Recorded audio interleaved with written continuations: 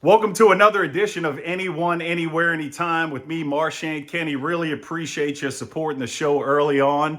We're really enjoying bringing you all this content from the Southern Miss world. And in Southern Miss news, if you'd have told me at the beginning of the season that the Southern Miss men's basketball team would have 25 wins, would win the SBC regular season championship, and make the NIT, I tell you what, there aren't many Southern Miss fans that wouldn't have taken that, including me. So congratulations to Southern Miss men's basketball getting the NIT, and they have that first round game against UAB. And let's see if we can do like we did in 1987 and win the whole dang thing. Also, baseball with a series win over Valparaiso over the weekend, continuing their winning ways at Pete Taylor Park, improving to 10-5 for the season. So great job, Scott Berry and the crew over there. Well, I decided to kind of get into fan comments early on in this show like I did last time. And this week on Twitter, I asked the Southern Miss world, if you were a Southern Miss baseball player, what would your walk-up song be? I had a lot of good comments, can only pick four because that's a segment that we call Four and Out. And some walk-up songs that I did pick if you were a Southern Miss baseball player were the following. First up, Noel Stringer, the 1982 jam Swangin' by John Anderson. I mean, is there a better walk-up song for a batter than Swingin'? So great one right there. Linda Leslie with the 1979 hit song Ladies Night. So the ladies chiming in right here. That hit song from 79 from Kool and the Gang, and Ladies Night is always a good jam. Next up, Old Man in a Rally Cat Shirt. A lot of you all know him, especially at Pete Taylor Park, who this guy is. He picks the 1985 Big Time Jam, Get It On, Bang a Gong by the Power Station. I absolutely love that song, and I love 80s music, anybody that really knows me. Next up, I chose for my wife, Angela. You know, she chimed in. She lived in St. Louis for years, and I thought she picked a pretty cool one. Released in 2001 by St. Louis rapper Nelly. And the song is Number One, because when you're up to bat, you definitely want to be the best at it. So, and I get some brownie points, obviously, right there, choosing one that my wife put in there. Well, I'm so excited about today's interview. It comes from an absolute legend within the Southern Miss world and one of the greatest softball players of all time. So today's interview is with the one and only Courtney Blades Rogers. When anybody asks me who is the greatest Southern Miss athlete, male or female of all time, I quickly answer Courtney Blades Rogers. I mean, it is an honor to have you on the show. I can't thank you enough for being here. I've known you for a long time, from back in the day when I was at WDAM as a sportscaster following the softball team. And so, Courtney, I can't say enough about you. How's the world treating you? The world is good. We live in Georgia. We actually just moved to Georgia from Texas. We've moved all over thanks to Chad's job, but he's at a point now where we can live wherever. So we chose to build a house on the lake here in Georgia, and we'll see. It might be our forever home. We'll see. That's cool. That's cool. Yeah, you definitely are doing big things out there in the world. So your accolades, Courtney, I mean, I don't know where to begin or end. There's so many. If I missed some, I apologize, but here we go. You were the softball player of the year at Southern Miss your senior year. That's basically the Heisman Trophy in football. It was the Heisman Trophy football. You were the Heisman for softball. Two-time All-American first team, the career leader in strikeouts by the time you were done at Southern Miss. You led Southern Miss to back-to-back Women's College World Series. You're in the Louisiana Sports Hall of Fame. You're in the Mississippi Sports Hall of Fame. You're in the Southern Miss Hall of Fame. Did I miss anything, Courtney? I apologize if I didn't beef you up enough. No, I think you got it all. Very cool. How about those accolades? How does that make you feel years later? It's crazy because I work with little kids and not just little kids, but moving to Georgia, I've restarted. So I've got a lot of youngsters that I'm working with. I just do softball lessons, but I don't actually think about any of that stuff. Britton and I were actually at a facility pitching for her over the holiday. And your daughter, Britton, who plays in Georgia, for anybody that doesn't know. Yes. Anyways, I was in there catching for her, and the guy was like, "Oh my God, we need a pitching instructor. Would you be interested?" And of course I would. It was close to the house. And Britton's like, "Why do you not tell him who you are?" And I'm like, Britton, they well, I'm gonna Google it, so I don't have to do that.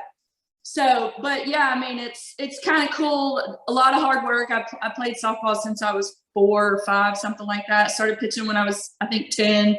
I don't really talk about it too much, but it is kind of cool to hear it all. So Yeah, no, it's awesome, and it's fun reading about it because, like I said, I knew you from back in the day. yeah. But no, you just said kind of a younger age. So you were born and raised in Baton Rouge, Louisiana. Mhm. At 4 years old, you started playing softball, and your mom was the coach. Correct. I mean, you got softball in your blood from an early age. How was that being with mom the coach at 4 years old? Strange enough is she actually did not play softball. She was a basketball player. And come to find out, my dad was really fast. I definitely did not get those genes, but he played football. So I guess sports kind of just do run in the family. But mom was the coach, played t-ball. We did the all-stars and all that kind of stuff. But by the time I started playing for real, she wasn't my coach anymore. So, you know how that goes. They're like done. No, guy. By the time you're 10 years old, you're a pitcher. It's kind of obvious, you got an arm on you. And I read something that was pretty cool. You wanted to pitch all the time. I mean, you're breaking up the lawn with pitches. You're breaking windows sometimes with pitches. You're throwing against the wall. You cut out a hole in the wall or a fence just to have a strikeout zone. So, but it seemed like you were dedicated to being the greatest pitcher at an early age. Maybe. I mean, the funny thing about it is when you say that, I probably did do all of that. But looking back, when I work with high school kids, I'm like, listen, I get it. Throw 3 times a week if you can, because I know y'all are busy and this and that.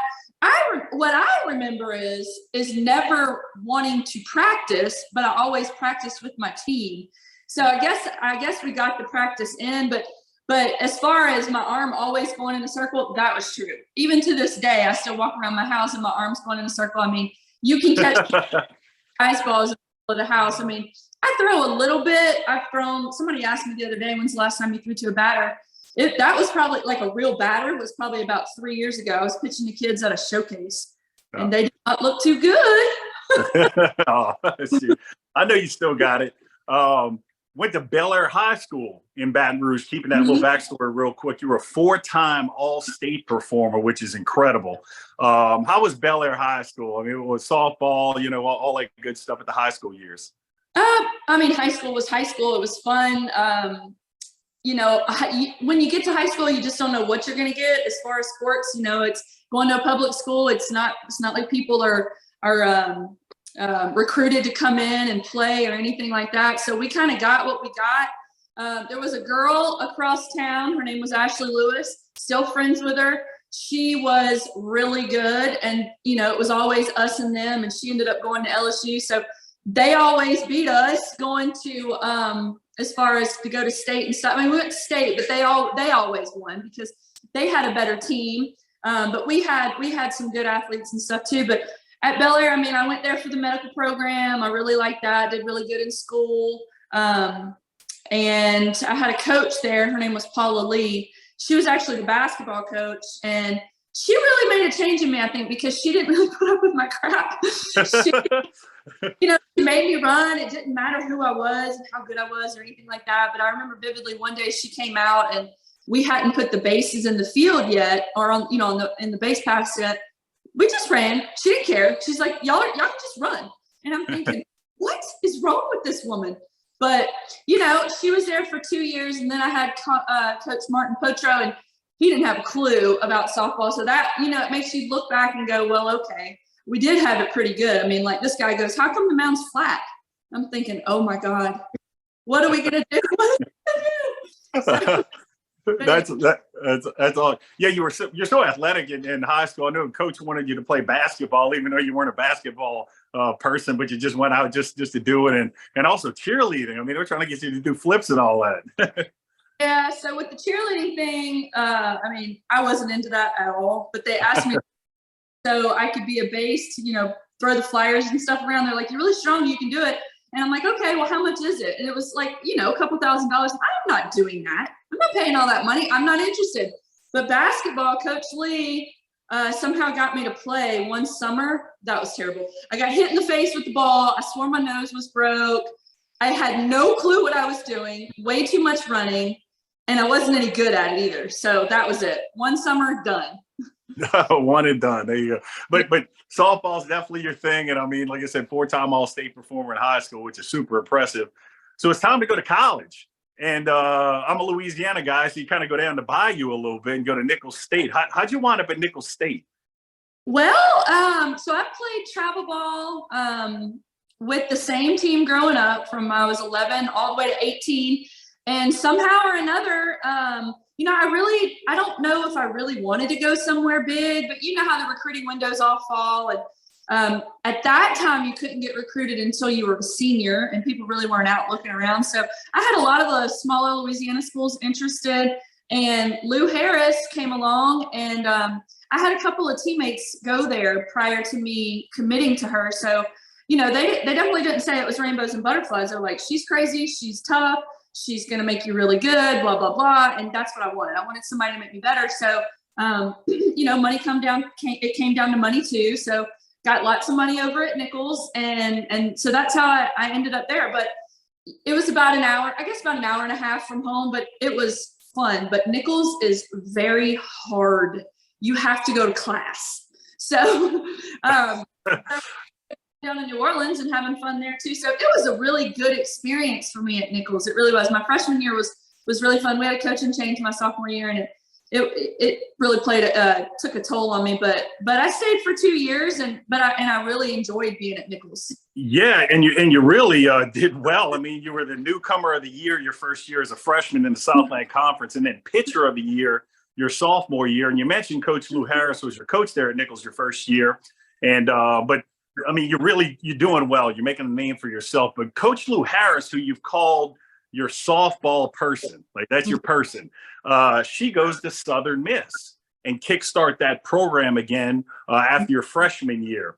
And you're kind of looking at opportunities with her because that was a pretty cool thing. You're starting this program again. And, you got your eye on Southern Miss because you're so close to her. Talk about that transition. You got things going on in Nicholls State, and you wind up reuniting with Coach Lou Harris and the Southern Miss softball team.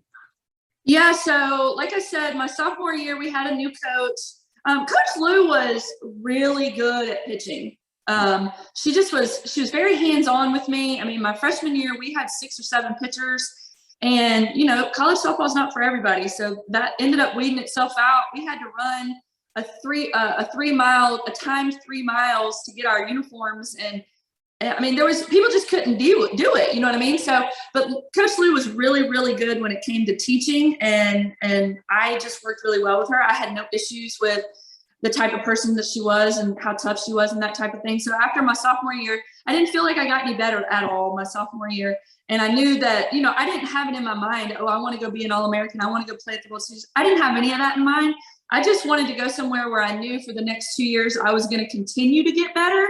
And when Coach Lou left us her freshman year to go, coach in the professional league, we were all completely just devastated. But then she said, okay, well, I'm going back to college coaching. And I'm like, where? So I really do think that I didn't even see the campus, didn't know anything about the university when I told her I would come. And then there was 4 of us that transferred. We drove up with somebody's parents one weekend, and we're like, yep, this is good. So that's how it got started. I mean, there were no expectations, did not have a clue how many people were on the team, where they were from, if they were good. It didn't matter. But originally, my junior year, I was going to redshirt because I felt like my sophomore year at Nicholls, I had just regressed. And I just really wanted to spend a year back with her and get myself right, if you will. So that's how. Yeah, no, and let's kind of get into that, kind of start with new faces at Southern Miss. I mean, when you got there, the program's just starting up again, a lot of new faces. How'd you all build some team chemistry? Because, I mean, a lot of, y'all didn't know each other. There's a lot of competition on the team. And, how'd y'all get? So I think Coach Lou and Coach Sharon were probably there a little bit before us. I'm not real sure how long they were there, but our first meeting was, you know how it goes. When you get to college, you have to be there at a certain date. Well, I think we were up in maybe the M Club building or the M Club room or something like that. Anyways, we had to be there at a certain time. And obviously I'd played for Coach Lou before, so I knew if you had to be there at 3, you better be there at 2:55. You were late at 55. We rolled in, and you know how it is. Nobody knows each other except the 4 of us that came from Nichols. So we all sit together, and then there's all these other girls. And I'm sure you guys do it too. You get into a room and you start sizing everybody up. Like, yeah, she might be good. She might be good. Oh, I can beat her. All those kinds of things. She might be fast, all that kind of stuff. But literally, we had no idea. I didn't know how many other pitchers we had. I didn't know what we looked like as far as hitting. No clue. All I knew is some of these girls had barely played fast pitch, and I'm thinking, what in the world is going on? But so we kind of, like when little kindergartners get to school, you have to stand up and say your name. We had to do all of that, say where we're from, and then it kind of went from there. I remember trying on uniforms that day. It's like everything was brand new, everything. So she kind of laid out the rules, and we knew the rules, how it is with her. So, and then we just got going. That's just all it was, is, hey, here we are, let's do it. Would one thing that built team chemistry for y'all seem to have an uphill fight with the program. Y'all didn't have a home stadium when you first got there. Y'all played 50 road games, 50 people. But what's cool, you talk about the Southern Miss fans in a super cool way. In a quote I saw, y'all played at a youth recreation area, youth playground for one game, and about 1,200 Southern Miss fans showed up for it. They were packed in there. So how was that, though? That had to help build team chemistry, though. But, we got to do this together. I know that we were also hosting recruits and stuff during the fall. So I do know that one thing that helped us is Coach Lou made all of us live in the dorm, which, of course, coming in as a junior, I'm like, you have got to be kidding me. So I lived in a dorm with a kid I'd never met, ever. She was a freshman. So none of us got to live together that knew each other, but that helped because we were all in the dorm together. And I remember, going up to different floors and stuff and talking to the girls about softball and stuff. And we would go bowling. And if anybody listening knows about Southern Miss fun, when, at night there's lots to do. So we definitely those things as well. We had lots and lots of fun. I can remember Wednesday, Thursday, Friday, we were gone. So I hate the town in Hattiesburg as well. There were things to do. I get it. Places to go, people to see. So, but obviously you look at that year and all the success you all had. There's something that I read a lot about that kind of changed everything for you. You had this powerful arm for sure, but you developed a changeup pitch right around that time frame. Talk about that. I think Coach Lou Harris said it took you from a 300 strikeout person to a 600 strikeout person. What's the dynamics of that changeup pitch? That is true. And again, that's one of the reasons why I left Nichols, just looking for help, if you will. I think I was good. I definitely think I was good. And Coach Lou was like, you have to learn this new changeup. It's going to help you, blah, blah, blah. I'm sure I had a changeup, but that changeup was literally the death of me, because it was every single day we were working on changeup. And finally, I can remember when it showed up. We were playing in what's now ULM. At that time, it was Northeastern Louisiana or something like that. Right. Northeast. We were at a Mardi Gras tournament, freezing, mind you. It was snowing, and we were still playing. All of a sudden, Coach Lou calls a changeup, and this pitch comes out, and I'm like, oh, there it is. And then, because before we would throw it, and it would kind of bounce, whatever. And then she told me later that when it came out, she's like, okay. So she called it again in the same inning, and it worked again. And we're like, what is going on? And so that's kind of, it just never left from there. But it is true. I went from, I struck a lot of people out anyways, but keep in mind, I wasn't playing, I don't want to say I wasn't playing good athletes and competitors, but the leagues were different. If I compare where I played to where my daughter plays, it's different. The athletes are different, not to mention the fact 20 years prior to now, we didn't have video. We didn't do all those types of things. Anyways, but that pitch did kind of change the game. Realistically, I lived on 3 pitches, even though I had 5, I lived on 3, and changeup was a big, big part of it. Yeah, I saw your pitches in person. I don't know how anybody ever hit you. Really, nobody really ever did hit you. So, but that change-up pitch, I mean, and just everything you had in your repertoire. I mean, that season in '99, you're the NCAA season strikeout leader with 497, give or take. You had three no-hitters, one perfect game. I mean, you're doing something off the charts that had never been seen at Southern Miss, and really in college softball had never been seen. I mean, you're this dynamo that just hit the scene, and it took Southern Miss to the Women's College World Series, the big heights. But before that, real quick, not to ramble on, you got to take on LSU in the Baton Rouge Regional to get there. How cool was that? Taking on LSU in your hometown at the regional and beating them to get to the WCWS. Yeah, well, I can remember, again, where we first met that year. We were in that same room. If it was M Club room, I think it was. Anyways, we had no idea if we were going to make it to a regional or not. I mean, I don't think any first-year team had ever made it to a regional. So maybe our coaches knew that we were going and just didn't tell us. I don't know. But our name popped up, and quite frankly, it didn't matter where it was in the hill. They could have sent us to Oklahoma. We wouldn't have cared. Made it in. Funny enough is Oklahoma was at that regional that year. So that's the year prior to them winning their first national championship. So it was us, Oklahoma, I think like DePaul or something like that, Oregon State, LSU, and there was probably one more. But, I mean, I didn't really think about the whole LSU thing. Like, I didn't. But the girl that I talked about earlier, Ashley Lewis, she was there my junior year. So we get there, and, I mean, the people there are crazy. I think LSU's in their second or maybe like fifth year or so of softball. So it's a really hot sport over there for them too. We show up and everything's running smoothly, and then we run into them. And I think we have that crazy game, or maybe that was my senior year. I don't know. It all runs together. But I know that I don't even know if we played them. Maybe we did. Maybe we did. I don't know. But we ended up playing Oregon State to go to the World Series, and they smoked us in that first game. And then we came back. Thank God we hadn't lost, but we came back and won. But, you know, the fans followed us out there. It was, if you could have a home field advantage, it surely sounded like it, because it was loud and there was lots of folks there. So it was a very cool experience. It was a big deal. It's literally not every day that Southern Miss and basketball is going to the Final Four opportunity. You know, football is going to the BCS playoffs. I mean, here's Southern Miss with a chance to go to the World Series. I mean, this is a big old deal, and there are a lot of Southern Miss fans that followed y'all around. So you get to the Women's College World Series. You get out of Baton Rouge, your hometown, LSU, bye-bye. How was that finally getting up to Oklahoma City? Well, I actually had went to the World Series as a fan my freshman year. One of my teammates and I, we just decided, hey, we're getting in the car and we're going to drive to Oklahoma. And we did. So we had actually visited as a fan. So we knew what all the hype was about. But to go as a player is a different type of atmosphere.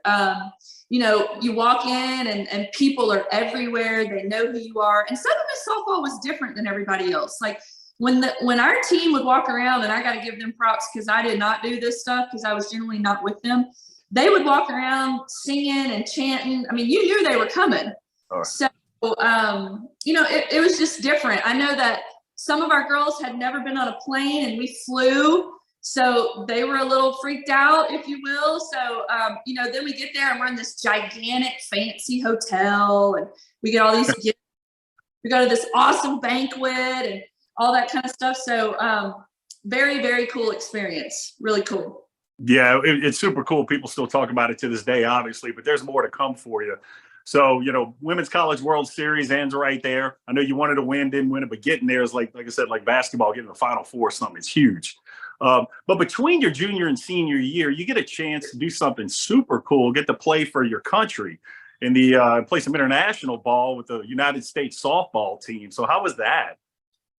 That was something that I don't think anybody really realizes how special it is to put USA on your chest and play for your country. I got to say that just being invited out to that camp, if you will, and I think there's some pictures out there of me pitching with USA on, but I mean, I think the training camp, if I think that's what they called it, there was like 100 athletes there. And Coach Lou came out and she took lots of pictures because that's how cool she is. I'm telling you, she's my softball person. she came out, so she was there with me, and it was a little different experience because at that moment you don't really have anybody coaching you, so you're just going off of what you know, and what your body knows. So the best of the best were there, and I did really well. So I made the team, which was the crazy part is they said, okay, we're done. The teams are going to be posted in like an hour. So I'm thinking, okay, whatever. I'll go get something to eat. In an hour, I'll go check the list and I'll take a shower and get on the plane. It's not what happened. I went and got something to eat and came back, and they're like, hey, you need to hurry up because we got to get your picture. And I'm like, for what? And they're like, did you not look at the list? And I'm like, well, no, I didn't look at the list. They're like, you need to hurry up. You have to go take a shower. We have to take photos. I didn't have time to take a shower. Back then, I didn't know how to speed shower. Now I do. But I called Coach Lou, and she's like, well, did you make it? I'm like, I made it. So she came and took more pictures.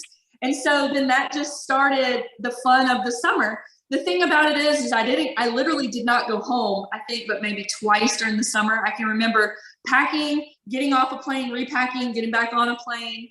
My parents were still working at the time, so my travel ball coach had to come pick me up from the airport one time. It was a whirlwind. We went to Canada. We went to Texas.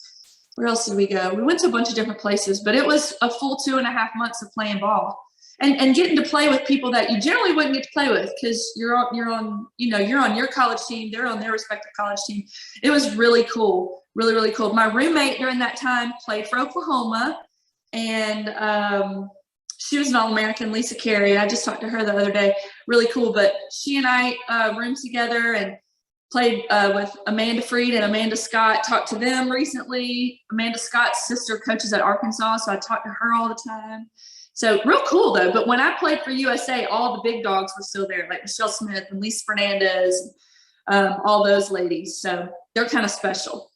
Oh yeah, how special is that? I love how you putting that USA across your chest. That hits a little different. That's very cool. So a lot of people were talking about that back then. Just so proud of you representing Southern Miss like that in such a way. So getting back to Southern Miss after you represent the U.S. so well, an unbelievable thing happens. You get even better from your junior year to your senior year. I don't know how it's possible, but you did. So your first team All-American the prior year, and getting into this year, you become the NCAA season strikeout leader, your career. You lead the NCAA with 663 strikeouts. You do 4 no-hitters now and 2 perfect games. I mean, it's unbelievable. So how do you think you progress from being just so awesome in your junior year? Well, I got to tell you, and I think everybody's going to laugh at this, and I don't even know if Coach Lou remembers this. So remember I told you we were living in the dorm my junior year, right? Did not like that. So I told her, if you let me live in an apartment and the girls live in an apartment, I promise you we'll make it back to the World Series. That's kind of a big promise. Like, looking back on it, I'm thinking, why did I say that?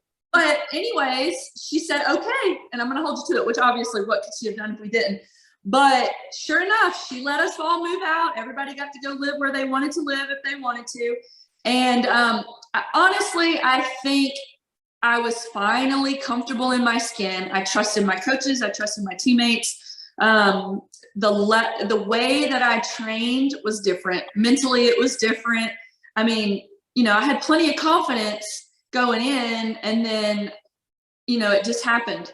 However, I'm sure you're going to talk about the first weekend when we got our butts handed to us out in Arizona. That well, I will talk about it in a certain Arizona game, but like I said, the big focus here is just the impact that you made on Southern Miss softball, and you're improving right now. We're talking from your junior to senior year was absolutely incredible. Everything you did. So kind of go through the season, have an incredible year, win total increases from the prior year, and you make your way back into the playoffs, and you get into the regionals at LSU and Baton Rouge again. So how is that being back facing the Tigers and then being the host? Well, this time we were on the road, I think maybe coming from the conference tournament. So I don't know how we found out where we were going. I do know that we were on a bus coming home, and Chris Perkins, who was our SID guy, he said, maybe it was on the internet. I don't know. I just remember them saying we're going back to LSU. And if I'm being honest, and I've really only told my close family this, is I was scared to death, literally scared, because we had played LSU earlier in the season. I didn't pitch against them. Felicia did, and she did great.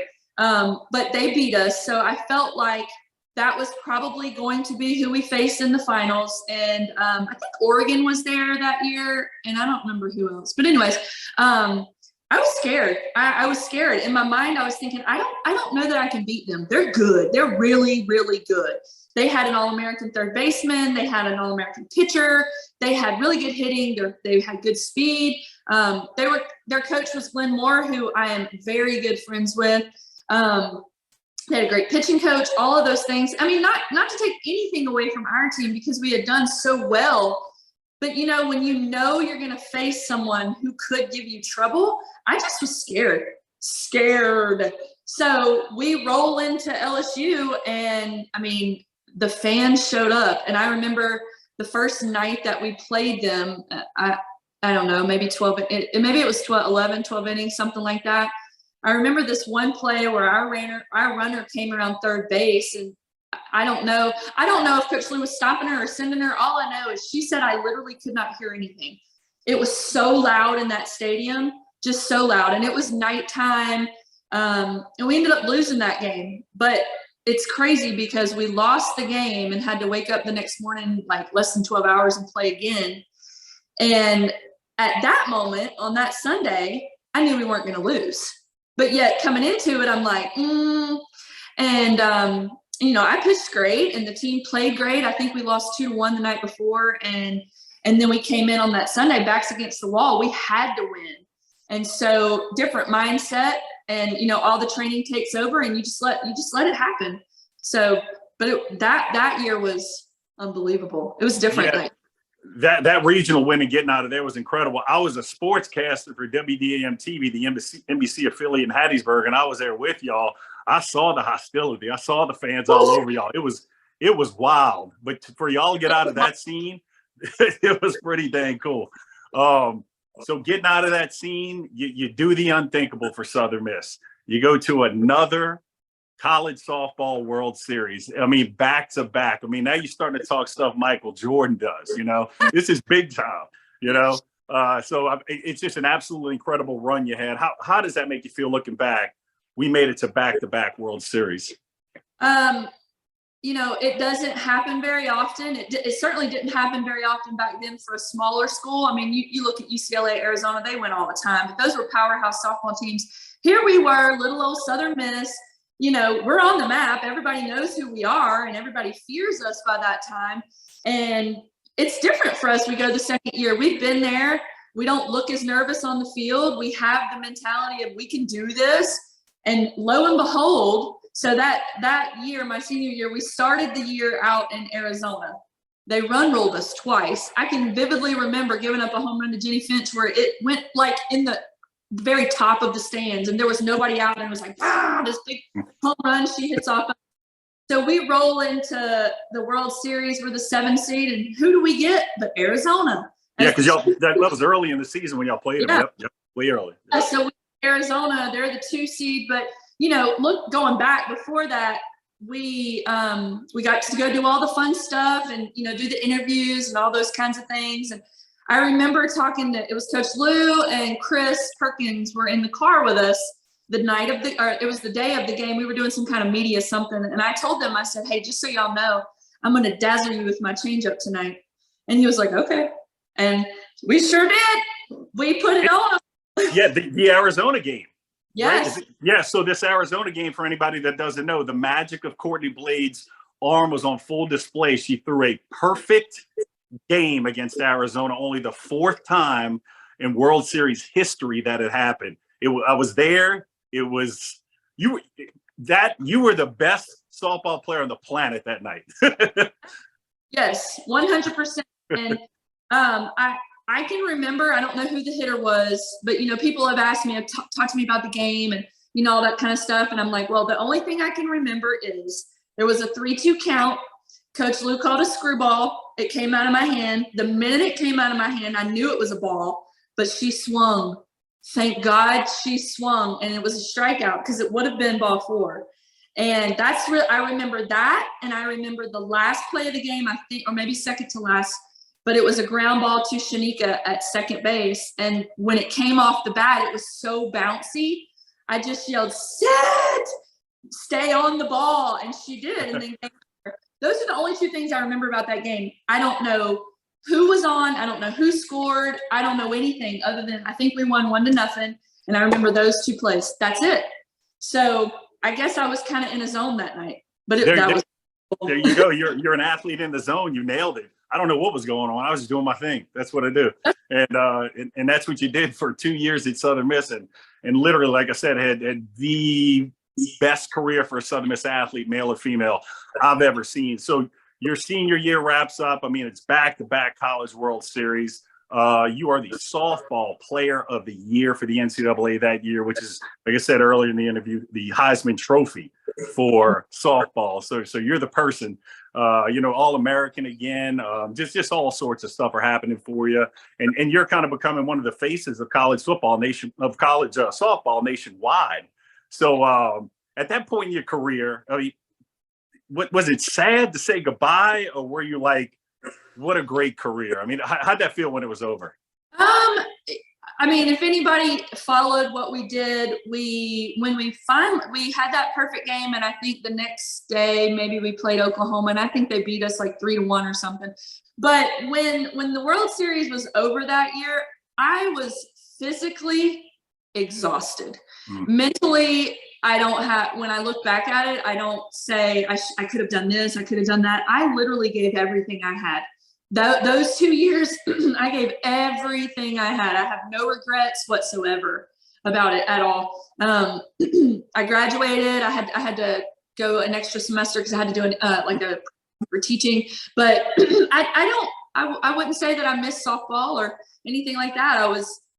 I don't know if I was happy that it was over, but I was okay that it was over because I felt like I had accomplished so much and given everything I could. There was nothing else I could do. I can't argue with that. And there's one more stat I just have to throw out there, which is insanity. Your career ERA was less than 1 at Southern Miss. I mean, if anybody who knows baseball or softball, when you get under 1 ERA, that's superhero stuff in my eyes. So, I mean, your stats are just unbelievable. Anybody wants to have any stat people out there, go to a Southern Miss stat book and look at Courtney Blades stats, and it'll blow your mind. I'll tell you that right now. So, but congratulations on an unbelievable career in softball. You played a little bit, though, after actually Southern Miss, just a little kind of softball after, but kind of wrapped it up, what have you right there. And a cool thing happened. You want to get into coaching. You wanted to stay heavy in the softball game. So you get to coach, reunited with Lou Harris at Georgia in 2001. How cool was that, bringing the 2 softball powerhouses back together? It was really cool, but I got to tell you, being young and knowing kind of what I wanted to do future-wise for family and career and all those kinds of things, coaching was not for me at that time. We had to be up at 5 o'clock in the morning to go meet the girls at the indoor facility to work out or train or whatever it was. And I was still on the phone at 10:30, 11 o'clock with recruits on the West Coast. So for someone to have loved softball as much as I did and think this is what I wanted to do, I mean, that's just what you did. And at that moment, I didn't want to do that. I knew I wanted to get married and I knew I wanted to have kids, and I could not see trying to raise kids the way I would want to raise kids with that type of job, I guess. So, and look, there's plenty of people out there that do it. I don't know how they did it. Look, now, would I want to coach in college now? I would have no issues with it, but I don't have any worries. My kids are grown. So I think everything worked out the way it was supposed to. I went and coached with Coach Lou and still played for USA and did some stuff with them. So I still got to train underneath her. I got to pitch to the girls at Georgia, had a great time, got to travel all over the Southeastern Conference and see all these great stadiums and stuff like that. So it was a great experience. But like I said, it just wasn't for me at that moment. So came back and put my degree to work. So there you go. I mean, you're still heavy in the softball world, still doing a lot of stuff out there. I mean, people see, and you still got this Courtney Blades aura right now, and everything, every live you touch out there with softball. And you talked about marriage, which was a pretty cool, one of those marriages made in heaven. The softball pitcher for Southern Miss winds up marrying the the solid baseball pitcher from Southern Miss, Chad Rogers. So that's pretty cool. And great genetics right there. Your daughter, Britton, is playing at Georgia as a pitcher. So, and you said your son played some baseball too. So if you don't mind just talking about that real quick, family life and how things are going there. Yeah, Britton started playing ball about the same time I did. She never really wanted to do anything else. She played ball from 4 all the way up. She didn't start pitching until a little later. I think she was 11, but mixed some cheerleading in there. She took 2 years off to do some competition cheer. And let me tell you, I loved that. Loved it. It was expensive and time consuming, but when they hit the mat, it was so awesome. So she's played ball her entire life. Barrett played baseball from when he was little all the way up until about, I don't know, maybe 13. But this dude, he never wanted to practice. He wanted all the fancy new stuff. I mean, he's got the custom glove. He had custom Oakleys. I mean, actually, his glove's sitting right here. This thing is probably 6 or 7 years old. He tells me last night, Mom, I think my glove's finally broken in. I'm like, whoa. Like, years old. Yeah. So he's 18. She's about to be 21 in June. He runs his own business. He'll graduate from high school. He does online school since we just moved. He just wanted to do online. So he'll graduate from high school in May, and she still plays ball, and she's got this year and one more year. And then she's off to med school. She actually just registered for her MCAT last night, 2 nights ago. So we've moved all over because of Chad's job, but we're here in Georgia now. We moved to what we call our forever house, but we'll see. But we're right on the lake. We love that. The way of life is a little slower here and calm, and you can just step out on the porch and watch the deer in the backyard and the boats drive by. So yeah, we're loving it over here. Oh, very cool. Yeah, just a great family update and super proud of you. Southern Miss world, you are held to the highest regards. So the Southern Miss fans that are watching this, what's some maybe words to the Southern Miss Nation you might want to tell them? Well, I can tell you that those 2 years at Southern Miss were something that you really dream of. We would go, the girls, the baseball team, the softball team were good, close friends. I mean, we hung out with football players. We had a lot of fun. But we also, when we went into the community, the fans and just the residents in the community were unbelievable to us. I mean, we would go to restaurants and they didn't bother you. They just wanted to talk and tell you how proud of you they were and that type of thing. So it really was a dream come true when I thought about transferring. Like I said, it wasn't to be this All-American or this great softball player. It was just to get better. And I think I really did pick the right place. It was about 2.5 hours from home, so just far enough. And the people were unbelievable. And, actually the coach that's at Southern Miss right now, Natalie Poole, I played against her growing up. So I think the softball program's in good hands with her. I'm really excited for them. I know they've done well so far this season. So you guys just keep supporting them and Southern Miss to the top. Oh, Southern Miss to the top. Awesome words from the GOAT. And like I said, I'm going to sandwich this when you talk about the greatest athlete, male or female, in Southern Miss history. My money's on Courtney Blades, and a lot of people's money is on Courtney Blades. I appreciate you so much for being on. It meant the world to me to catch up with you. Absolutely. Same to you. And it was really fun talking to you. It's always fun to talk about what you did way back when. For sure. Well, I thoroughly enjoyed catching up with the Southern Miss Athletics GOAT, Courtney Blades Rogers. Well, on this show, you've seen a lot of stories come from some familiar faces. And this week, the memory comes from a former football player at Southern Miss back in the 80s, Don Jeffries. And Don sent me a cool photo to use on the show that I absolutely love. It's an action shot from The Rock. And in the shot, as you can see, he's got the old school neck roll. He's got the Magnum PI, a mustache. I mean, it is a totally 80s football photo, and I absolutely love it. So with that said, here comes a great fun story from Don Jeffries. Hey, Marchant. Wanted to thank you for asking me to come on. I've really been enjoying your podcast, all the interviews with the coaches and the former players. It's been really cool. You asked me to come on and share a little story about my time at Southern Miss. And I thought of this one. It's funny to me now looking back, so I figured I'd share it with you. When I got to Southern, I come from Florida, so I had a lot of the players were calling me Florida boy or flip flop and different things. But I noticed over the next coming months, as we built camaraderie, they started calling me Cookie Head. And for the life of me, I couldn't figure out what this was, and it was ever expanding. All the guys were calling me Cookie Head. So one night we were at the end zone, the original end zone down on Hardy Street. Preston Hansford, my roommate at the time, we were playing pool, drinking some beer, and I finally just said, Preston, I got to know something. And he said, what, Room? And I said, why do y'all call me Cookie Head? Well, Preston just looked at me the way he looked at people, like he's looking right through you. Put the pool stick down, and he said, I call you Cookie Head because you've got a head that's shaped like a Nutter Butter. D5, Southern Miss to the top. Thank you so much for sending that memory into the show, Don Jeffries. Well, that's it for another edition of Anyone, Anywhere, Anytime. Like I said, thank you for supporting the show. And if you're watching this show on YouTube, please hit that subscribe button. It's absolutely free to do. And if you're listening on Apple or Spotify or what have you, please like and subscribe over there as well. Until next time, as always, it's Southern Miss to the top.